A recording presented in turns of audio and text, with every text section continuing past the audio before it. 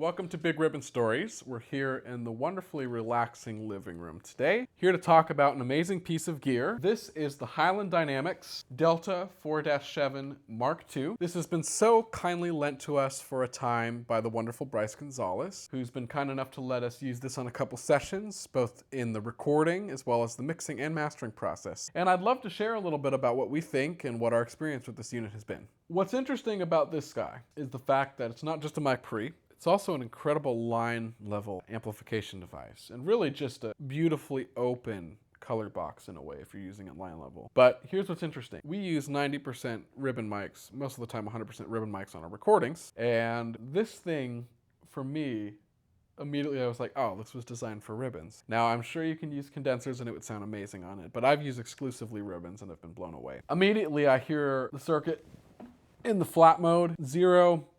I start with no negative feedback. So basically, as wide open as the circuit is going to be. And the first thing that hits me in the face is, ooh, this has some gain to it. This is like, supercharger. I love it. So the sonic characteristics of this unit, I want to talk about it in two different ways. As a microphone preamplifier and as a line level amplifier. Let's start with it as a mic preamp. Now, when Bryce first brought this over, he gave me a really simple explanation, which was you have controllable negative feedback and you have input gain and output gain, i.e. really an output pad. And he said just start at 0 and pull back from there. So that's what I did. Started at 0 and really didn't change anything. I had set it up as my drum overheads microphone preamp with the trusty AEA R88 Mark II. I've used it a million times and just ran it flat to 0. And okay, I had to back it down a bit. The gain was a little hot because this thing has tons of gain, which is so useful for what we're doing, because we're often in situations where we're not having drums is what we're picking up with it, and having just such a low noise floor and such a high headroom device is just wonderful here. But anyways, I listened to it, immediately was like,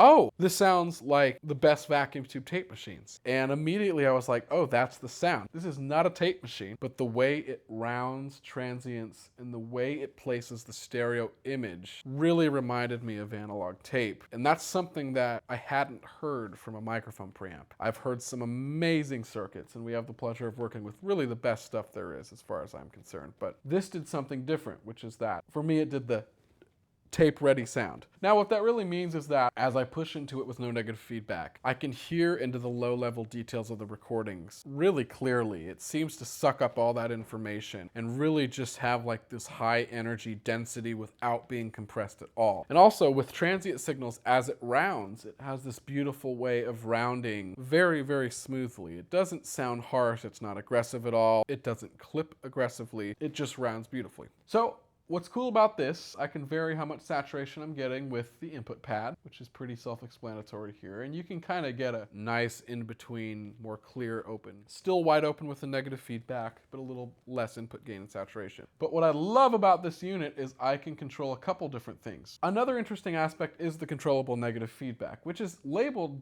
gain on this knob. And that's essentially what it's doing. But it changes the timbre of the signal based on where you set this. Now, I'm actually a big fan of circuits who use little to no negative feedback in the audio path. I find it sounds more natural. I just get more of what's there musically, and immediately when I heard this, I was like, yeah, this is why I love that. But if you want a little bit less color and you want to clean things up, you can introduce the negative feedback. And in this case, you're losing a bit of gain, but it is clearing things. And often, I might be starting here with my input pad. Okay, I can open that up to wide open and reduce it here. And in the high and medium settings, I find that it gets this gloss and this kind of silkiness to the top end that's really nice. It's not as saturated, it's not rounding in the same way, but it kind of retains that beautiful character and it just gets wide. And if we go to low gain and all the negative feedback, it's just a very pristine, clear, yet still beautifully a vacuum tube sound. And what's even cooler about this is I can also control my input impedance, both for the microphones as well as the line level signals. And this makes a huge difference, not only to the sound of the unit itself, but to the following or before gear, which is interesting to me. And we'll talk a bit about that within some of the more mixing contexts. But anyways, often I found myself in the low impedance switch, which is a very low input impedance which is reminiscent of the really old vacuum tube designs with ribbon mics. So what it does is it tends to suck a bit more of, like with the negative feedback, the low-level signals, and attributed to that kind of so much clarity within the dynamic range without being compressed. And basically, when it's in high, it's a little different in the top end, and it's a little bit more of a modern sound, what we're used to hearing with, traditional designs. But I'm really liking overall what it does in the low. One of the sessions that I was really excited to use this on, and it keeps ending up on drums, but I'm really excited to try it out in a little bit more locations, i.e. with some more acoustic instruments, guitars, different things of that nature. But man, we did a session with Jim Keltner, and this on the overheads with the AEA R88 Mark II microphone was just exquisite. The clarity from it was wonderful. My ability in the mix to kind of add some beef and bottom and it retaining so much of that low-level information meant that most of my drum sound was that one mic. And often with really good microphone preamps, I end up using basically overheads and kick drum. Maybe I throw in a snare drum mic and maybe toms, but often it's just that. And then if I have room mics for the session, we're using that. But man, I mean, what this does for drums is just spectacular. The way it kind of rounds, yet still keeping the top end so clear and open. It's just phenomenal. Also, I want to talk about how we use this in a mixing context. So what's amazing is I can flip it to line. And now with this in the combination of my output, I have an amazing sounding line level amplification device. And for me, I love this on mix bus. It does a certain thing that is akin to tape for me.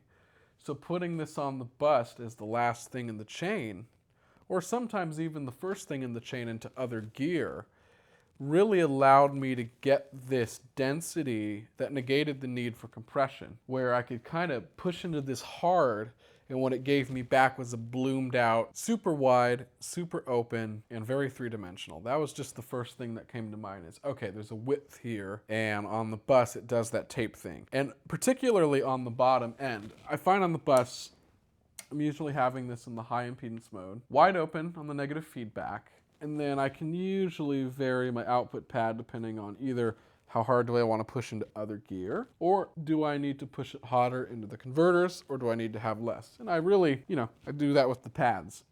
And often I end up at the T of output. That's just where I've been on most of these mixes. So we're still doing some sessions here, still doing some mixes with it, and I'm still learning it a bit.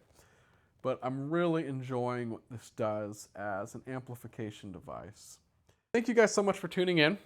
I look forward to sharing some more content about what we're using and how we're using it. And please stay for some updates. All right, guys. Bye.